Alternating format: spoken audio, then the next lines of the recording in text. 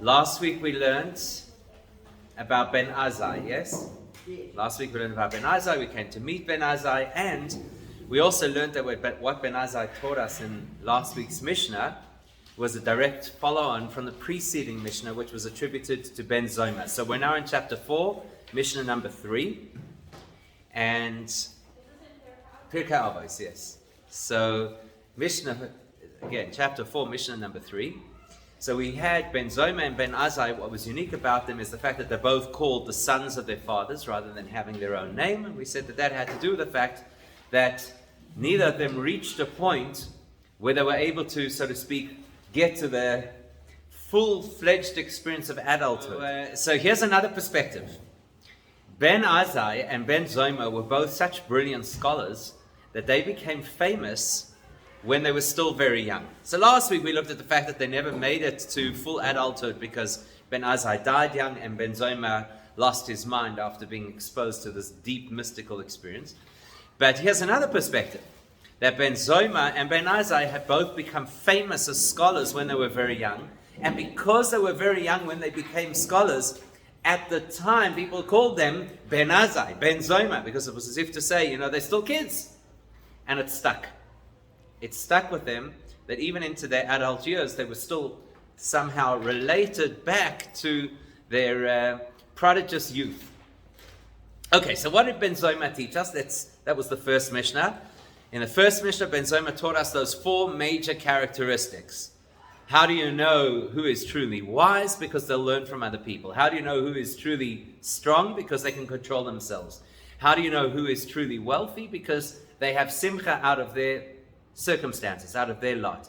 How do you know that a person is truly honored? Because they extend honor to other people. That was Ben Zoma.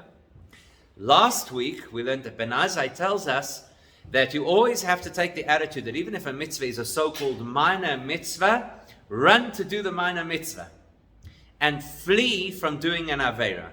And then he gave us 2 reasons. He said because one mitzvah leads to another and one aveira leads to another. And he also told us that the reward of a mitzvah is a mitzvah, and the reward of doing something wrong is another aveira doing something wrong.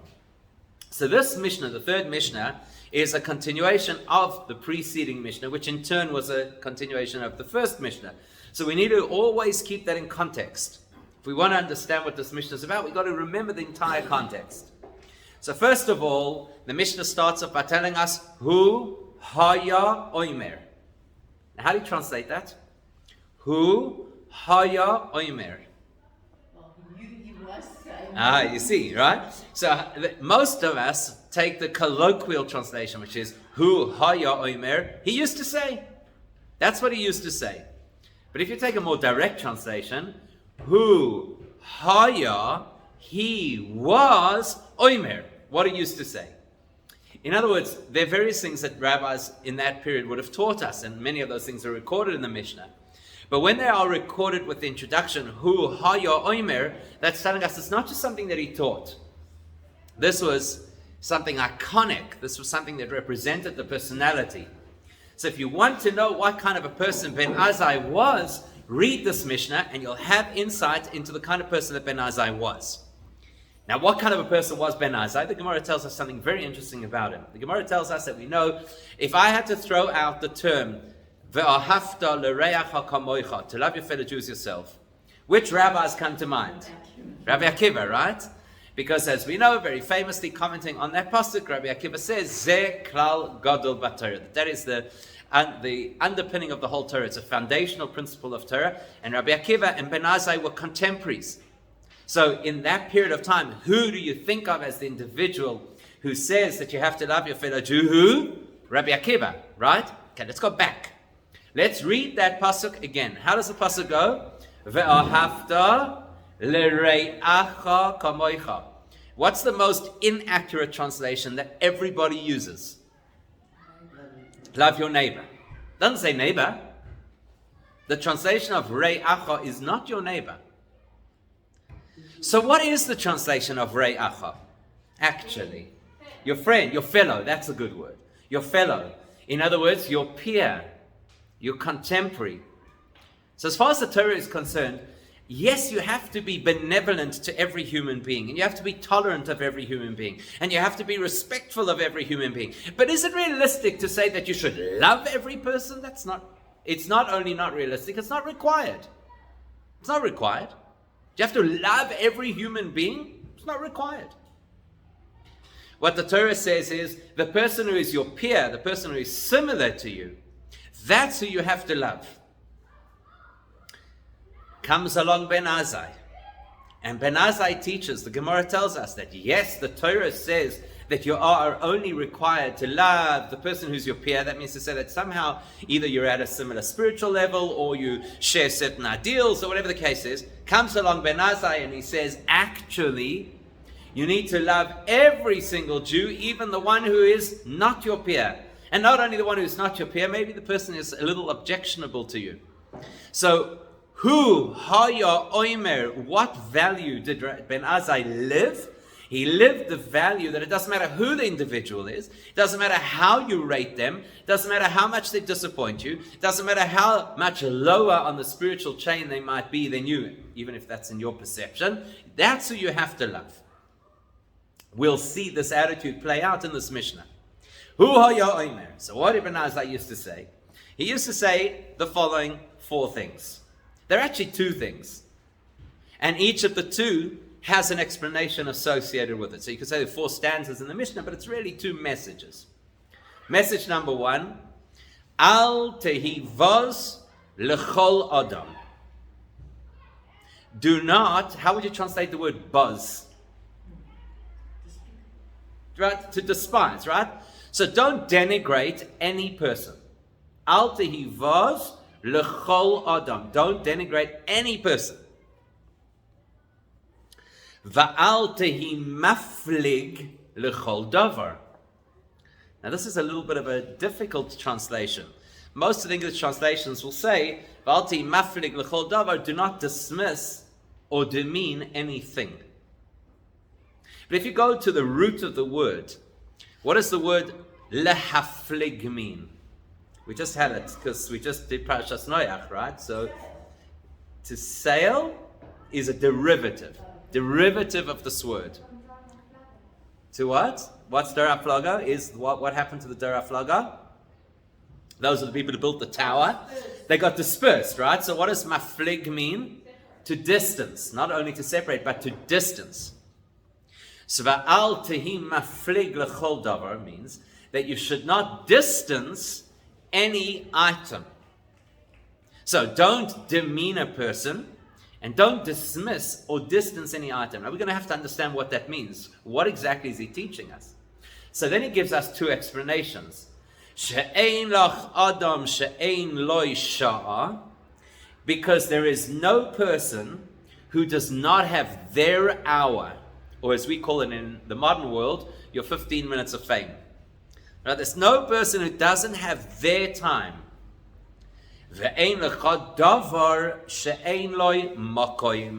And there is no thing that doesn't have its place.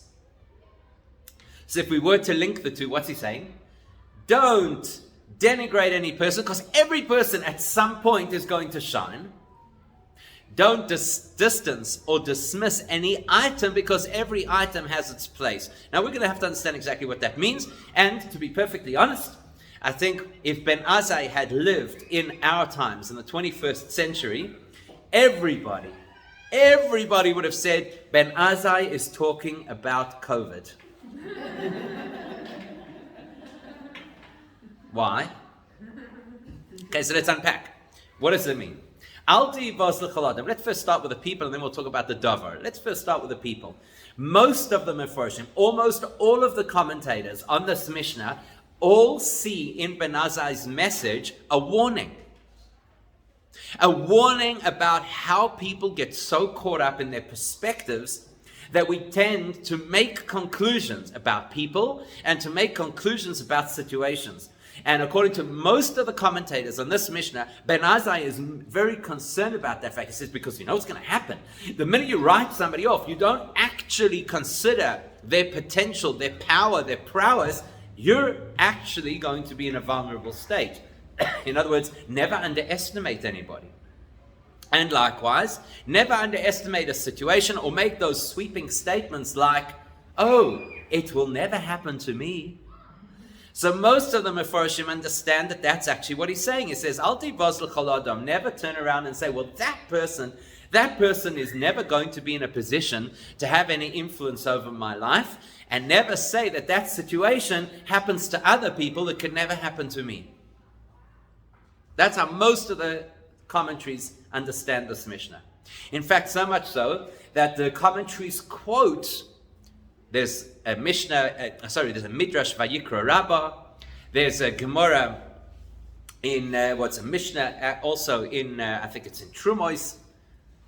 So they quote these stories, two very similar stories to illustrate the point. I'll tell you the one story because I think it's a little bit more dramatic. So the story goes that there was a time in Israel that there was a local shepherd. He was not a Jewish man, a local shepherd. And he, for whatever reason, somehow got a nickname that was not very respectful. They used to call him Diklat Chazira. So his name was Diklat, obviously, and Chazir, right?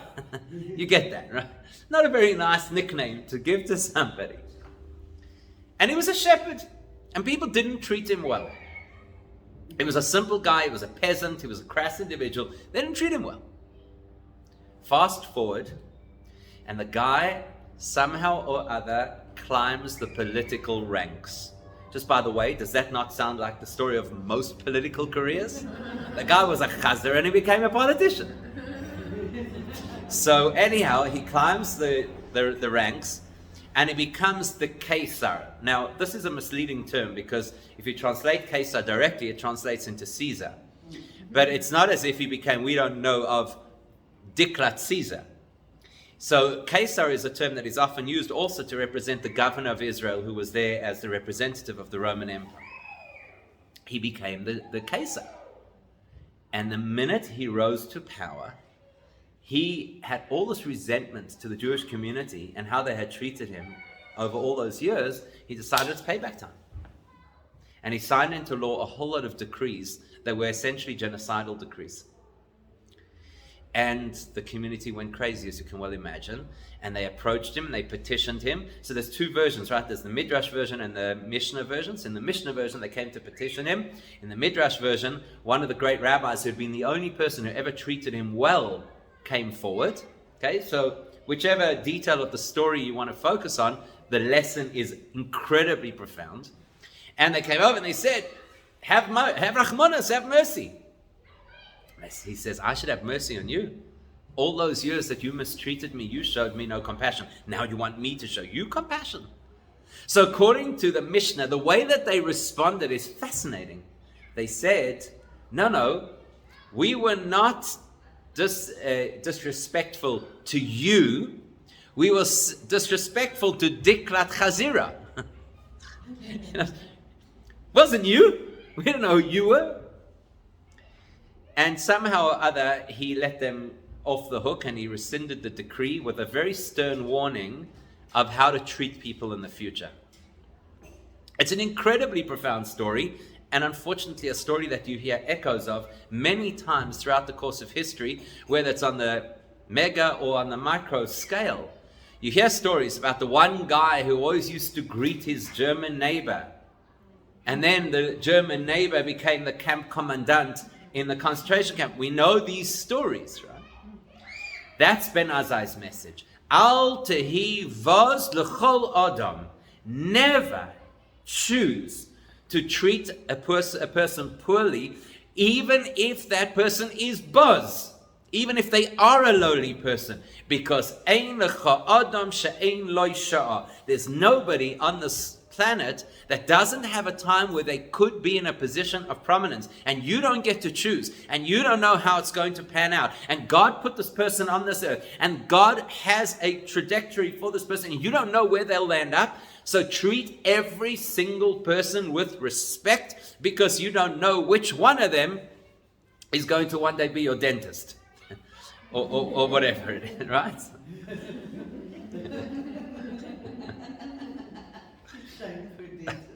Okay, so that's a great message. But then it goes further than that, because he doesn't only simply say, look, everybody is going to rise to, at some point in their life, somebody is going to hold the keys to some door that you may need access to. I remember years and years and years ago going to, if you remember that the American consulate used to be in Killarney. So years and years and years, I remember still going to the consulate when it was in town. But in Killarney, when we went there with one of our children to register their birth as an American citizen, so there was a particular woman who worked there, and she was new to the job, and she had a really bad attitude. And she really didn't treat us well. And for whatever reason it was, I don't know how, but somehow we managed to break through that barrier somehow and actually make like a decent connection with her. You know, she still works in the consulate. And that was our first child. So a few kids, Kanai down the line, every time we walk into the consulate, she's like, oh, it's so nice to see you. You know? And like she helps us get things done. Or whatever. You know, it's just interesting. You never know how things land up. So that, on the face of it, is Ben Azai's message, except that he doesn't just say, She'ein lecha adam, that you don't have a person, She'ein loi gadlus, that won't one day have greatness, She'ein loi koyach, that doesn't have some. He says sha'a. Now that's a very intriguing term. Sha'a means a time. And so quite a number of the commentators tell us that what he wants us to understand is that the world we live in as humans, and this is the distinction that he makes between humans and objects or experiences. Humans work in the space of time, and objects work in space. So, ein lecha adam she'ein lo sha'a, you won't find a person who doesn't have a time that is their time to shine. And you won't have a davar, a thing, she'ein lo makom, that doesn't have a place. And we need to understand the distinction between those two. So many of the commentators point out that living in time is a uniquely human experience. For example, what's today's date? You know what today's date is. And if you don't know what today's date is, so you have something in your life that can help you find what today's date is, because it's relevant to us what date it is. Firstly, it's relevant on the Jewish calendar. That's incredibly relevant to us. We have different things that we do on different days. Yesterday was the Yortzat of Rochel Imeinu, so it was like a big date on the calendar, the 11th of Cheshvan. Many of us say Tehillim based on the date of the calendar, so you need to know what date it is. Certain dates are the time of growing energy in the month, the first half of the lunar month. Other times are declining energy in the month, the second half of the lunar month. Rosh Chodesh is very important. The middle of the month is important. The date that you were born is important. And even in the secular world, you need a date as a frame of reference. What date is the local election? What date do I have to go renew my driver's license? Right? What date is so-and-so coming from overseas? Please God, in today's world, right? So time is a huge factor. The date is a huge factor in our lives. Not only the date on the calendar, but the time of day as well. So I'd like to ask you a question. I personally enjoy very much to be out in the bush. So you go out into the bush, right? Do the lions know what date it is?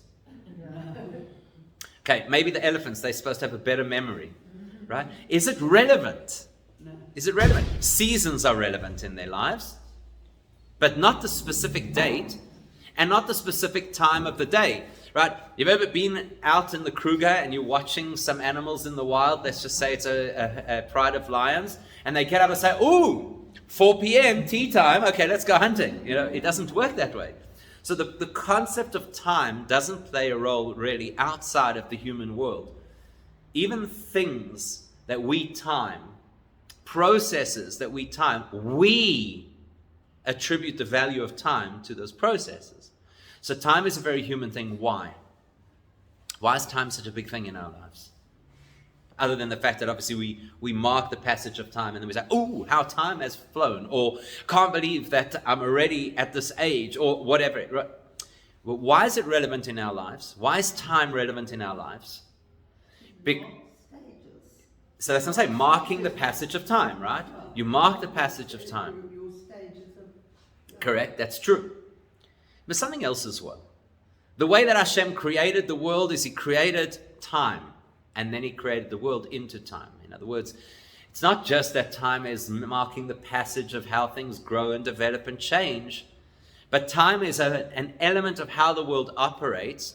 And, as we know from the fourth day of creation, those things that symbolize the passage of time, the sun, the moon, and the stars, they are there to be la'oisois, u'lamoyadim, u'layomim v'shonim.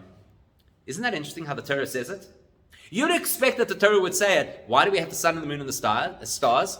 To illustrate yomim, days, then shonim, then years, then moyadim, special dates on the calendar, and then oisos. What does oisos mean? Signs. Look how the Torah says it. Time is there as oisos. Time is an indicator of certain signs, or to put it differently, certain energies. So yes, we're not into reading your horoscope, but we don't ignore the astrological concept. The Gemara tells us, if a person is born at a certain time on a certain day, they can expect to be predisposed to a certain kind of personality. We do know that there are certain times the Gemara tells us you shouldn't start a new endeavor because the timing isn't good, like a Monday. So, time illustrates not only the passage of events or the passage of age, but also portals of certain energy that flow into our world. Anybody know the word for that? The word for an energy that flows into our reality. Shefa, okay, true. That is true. Another word, I'm emphasizing, that's more the energy side, and I'm looking for a word that emphasizes the flow side. Okay, so let's play a little bit of language games over here for a second. In English, what do you call the end of the hose pipe where the water comes out of? The nozzle, right? Now, English words, like the words of every language, must trace back to Lashon HaKodesh because that's the original pristine language. And before the Tower of Babel, everybody spoke Lashon HaKodesh. So let's track back that word nozzle to a Hebrew, Torah word that means to spray or to flow is nozel, right? Nozel. Okay? So now I've given you a big clue. So let's find a word that illustrates the flow of energy into our space linked to time that's similar to the word nozel.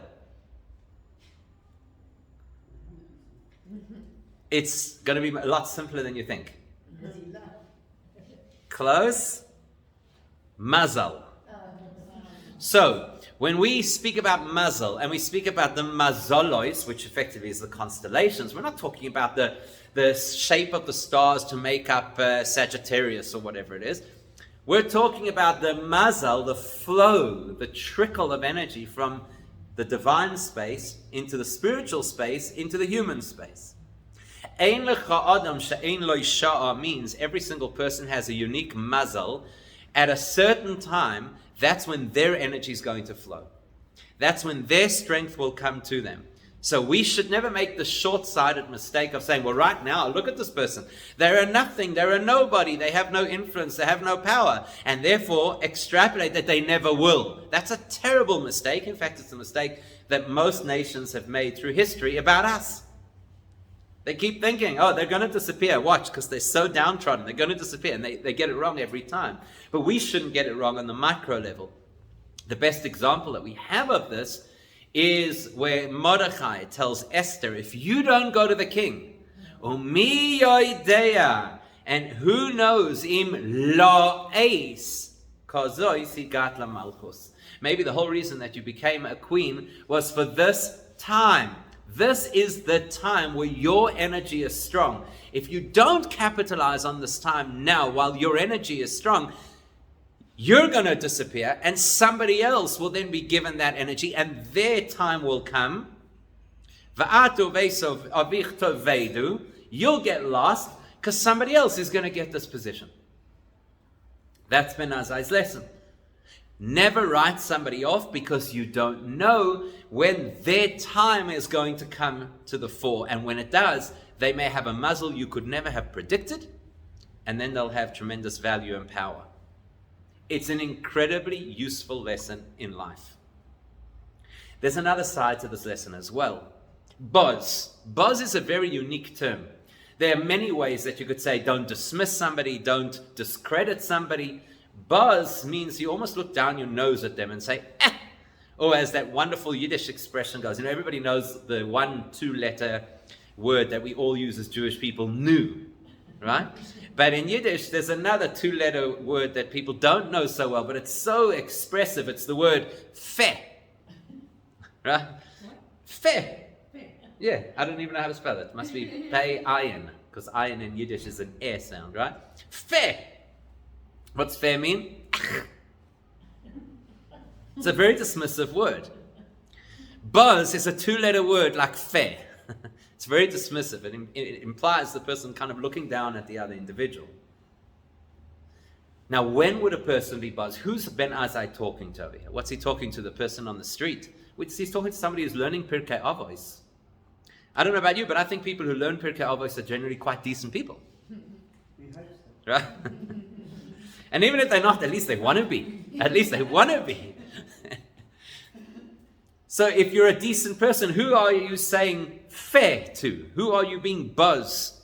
Who would you ever imagine that you could look down on? Must be somebody who doesn't hold the same values and maybe even works against those values. That's who upsets us.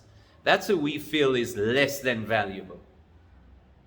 So it's the malady of the knowledgeable. It's the malady of the religious to look at those who are ignorant or to look at those who don't have the same moral compass and write them off. Says Ben Azai, Al tehi vos lechol adam. 2 things. Number 1, when you look at that individual, don't look at kol adam, the whole person, based on the part of them that is buzz. In other words, you remember back in the good days when King David first started their rugby team. Remember? Yes? And obviously if you want to play in any kind of rugby league, you're going to be up against a few Afrikaans schools, and in those days, not all of them were so well disposed to the Jewish community. So often what used to happen is you'd hear on the field, I'm told at least, never watched a rugby game in my life, but so what would they say? Los die Ball, fat die Jood. Right? Yes. Leave the ball, go for the Jew. That was the cheer, from the sidelines. So in spiritual terms, we do that a lot. Right? We forget to play the ball and we play the person. Says Ben Azai, even if there is reason for you to criticize or even to take exception to a person's behavior, Al tivos lechol adam. Don't write off the entire person because you have an issue with a character trait, a behavior of theirs, even a belief of theirs. The best example of this was our forefather Yaakov, because when he blessed his sons, when it came to Shimon and Levi, he had a big issue. Because Shimon and Levi had behaved in a very extreme and reckless way in the time of Dinah and Shechem. And they went and murdered the whole city of Shechem, and Yaakov didn't approve of it. So when it came time to give them their final message before he passed away, what did he say? Arur apam ki oz. Cursed be their anger because it is so strong. And Rashi immediately says, you see, he cursed the anger, he didn't curse them. Al tehivaz l'chol adam. That's the first thing you have to know. There are people who we genuinely have good reason to be critical of, but we just have to know how to be critical of the character flaw or the behavior or even the ideology and not the person. Now, could you imagine if we as a Jewish community, we're lucky here, we're a very relaxed Jewish community in Joburg, Cape Town even more so. Cape Town it's like all just one big community.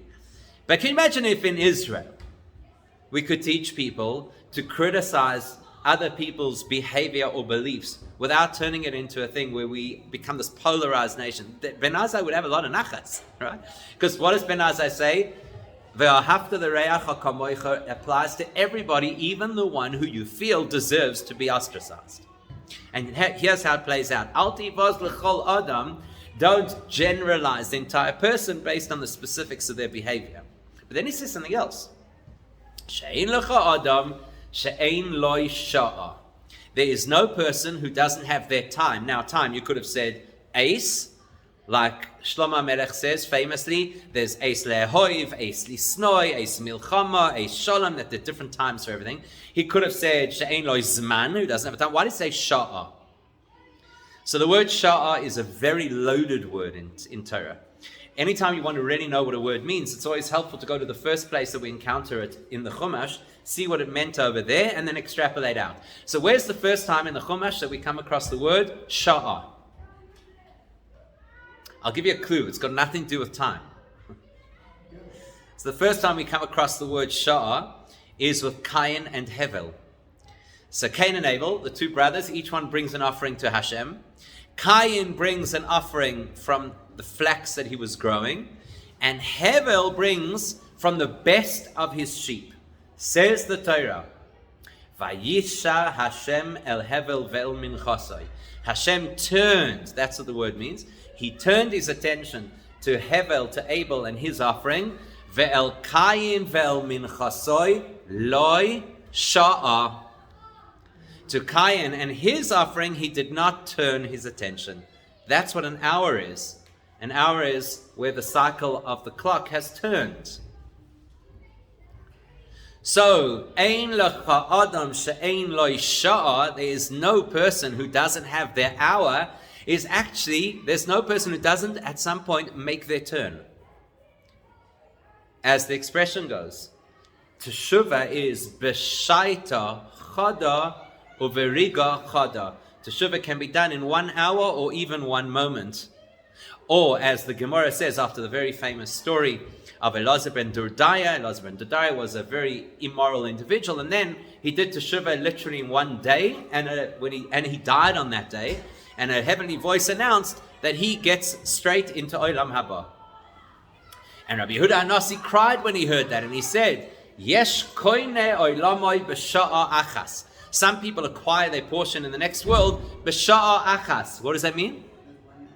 It could either translate as in 1 hour, or, in his case, b'sha'a achas, with 1 pivot, with 1 turn. That's what Ben Azai is saying. You may have good reason to be critical of this individual, but sha'a, every person has their sha'a. You have to believe that. You have to believe that every one of us has a spark of Hashem in us. Every one of us has a neshama. And so at some point, every person makes that turn. It may not happen in public. It may not happen in the way you expect it. But every person makes that turn, and therefore, don't write them off completely. It seems like it's sort of like a very male approach to things, because they're not talking about any emotion that goes with any of this. And the emotion sometimes can change a lot of things. Both ways, right? Emotion could change things both ways. So it's like an emotion can make one's body sick, which is the physical, the spiritual affecting the physical. Emotion can do a lot of things, but it's just like very clinical, also like a man. Sorry, I'm not being that basic, but it just seems like a whole aspect has to be put into it. So it's such an interesting question, right? Where's the emotion in all of this? And are we ignoring emotion? Can I ask you, isn't that showing us like a moment of time? Our perception of an hour would be Yes. Hashem's reality of time is not limited. So we're talking about hour. That's why it says, Ein lecha adam she'ein l'sha'ah. Human being is bound by time. Hashem doesn't have that. But let's talk for a second about the concept of emotion, right? So can you prescribe emotion? I'll give you an example. The Torah does prescribe emotion, because the Torah says, "Ve'ahavta l'reacha kamoicha." Love your fellow Jew as yourself. How can you tell me how to feel? How can you tell me what emotion to have? Isn't it honest, more honest, to say there's some people I love, and there's some people I tolerate, and there's some people I love to not have to tolerate. Right? How could the Torah tell me this? Or here's another example, which we say more frequently, because we say it in Shema, which is at least twice a day. Ve'ahavta es Hashem elokecha. To love Hashem. How can you tell me to love Hashem? You can tell me to trust Hashem. You can tell me to believe in Hashem. You can tell me to be dedicated to Hashem. How can you tell me to trust Hashem, to love Hashem? Now, these are just two questions out of an ocean of questions about how does Judaism approach emotion. And the answer to all of those questions will filter down to one principle. And if we understand the principle, we can apply that principle here too. The principle is this: there are two kinds of emotion. There are underdeveloped or impulsive emotions, and there are mature, developed emotions. For example, what would happen if somebody told you, "This is me. Take it or leave it. I'm the kind of person who hates," fill in the blanks, because we can all fill in the blanks, right? Is that an acceptable position as far as Torah is concerned? This is me, take it or leave it. It's not, right? The entire purpose of Torah is to grow, mature, and redirect ourselves to where we are not naturally or impulsively. So how do you make the shift? So we make the shift. The Rambam says very clearly in Hilchos, where does he say it? Right in the beginning of Mishnah Torah. The Rambam says in Hilchos Yesodei HaTorah, in the foundations of Torah, he says, when we're told that we have to love Hashem, what that means is we have to learn and contemplate so much about Hashem's greatness that it naturally shifts us to love Hashem. In other words, the Torah provides the material from which we can learn to develop the right types of emotions. So here we're talking about how you deal with people. What kind of people? The people that you would impulsively react to as buzz. These are people, if I'm left to my raw self, my raw emotion is going to say, these people deserve to be dismissed, denigrated, criticized, whatever the case is. So here, Ben Azai says, I'm going to give you a template that will assist you to learn how to show. I can't tell you what emotion you need to feel. I can only give you the tools which will help you develop the appropriate emotion. What's the tool? Understand. You have to understand that there's no such thing as a person who's just here with no value. Let's put it in context of the previous Mishnah, because it might even make it clearer. In the previous Mishnah, he said there's no such thing as a mitzvah that just lives on its own. Every mitzvah is part of a big tapestry, and therefore one mitzvah will lead to another, because there's this whole reality that mitzvahs are supposed to create. By the same token, there's no person who is just a little person on the side of the road who you drive past and ignore. There's no such thing. Everybody is part of the Sha'ah. Everybody is an hour in this great calendar of time. Everybody has significance. So when you focus on that, and you meditate on that, and you learn about that, that will help you to appreciate and understand how to direct emotions to become more mature in that direction. So yes, I think it is fair to say this is a more masculine approach, because these are the facts that one should work with. You know what it says? What does it say? Shma beni musar avicha v'al titoish Torah simecha. What does that mean? Listen, what's musar? Musar is the personal character development, right? That's effectively what Musar is, right? So listen to the Musar, listen to the instruction of the Father, what you should be doing. Torah simecha, your mother, will develop that into a whole Torah. In other words, Judaism is designed with a Torah shebichsav and a Torah shebal peh. The Torah shebichsav is the written word. But if you want to apply the written word in real time, in your life, you need Torah simecha. Torah simecha is Torah shebal peh, which means the conversation and the development. Not everything can be encapsulated in words. Now, we went through a period in history, which is exactly where we are historically for learning Mishnah, where some of the Torah shebal peh was committed to writing. So some of what was Torah simecha, the verbal conversational Torah, was now written and coded in book form. Don't make the mistake of thinking now we've got the whole Torah simecha in these words. That's why we learn together. That's why we revisit the same Mishnayos year on year, Because it's an ongoing conversation, and that's where you develop the emotional component. These are the headlines. It's exactly as if you were studying for an exam and you wrote summary notes for yourself.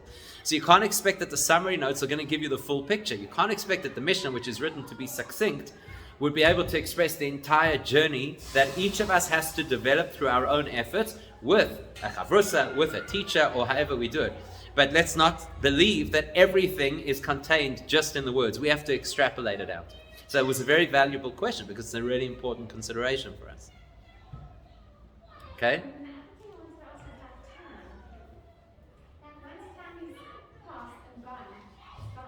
Correct. So that when you're talking about an object that is not bound by time, and then the human being is bound, the human being is bound by time and, what did you say? Time, two things. Well, time and space. Time and space, right. So it's sort of like seeing that something that's solid and not bound by time, that's something, and something that's not fleeting, that's not gone. So it's like a solid entity, whereas human beings are more transient. Okay, interesting question. Or interesting observation, I should say. That it seems that humans are more fluid in a sense and therefore more transient, whereas items could totally outlive us. So that rock that doesn't have consciousness of the date, that's because it's irrelevant, because that rock could be there for thousands of years. So we don't have the time now. We'll have to continue this mission to please God next week. But the principle that he's telling us about davar is that davar lives in a reality called makom, space, whereas humans live in a reality called time. Doesn't mean we don't live in the reality called space, but we're defined more by time and they're defined more by space. What we'll have to still unpack, because we haven't really got to that second part yet, is what exactly is the lesson about the item being bound by space and how does it compare to us being bound by time. So because we don't have the time now, in Mitzvah next week what we'll do is we'll pick up the same Mishnah with that last part of the Mishnah. Either it will take up all of our time next week, or we'll do part of that and part of the next Mishnah as well. Okay? Thank you.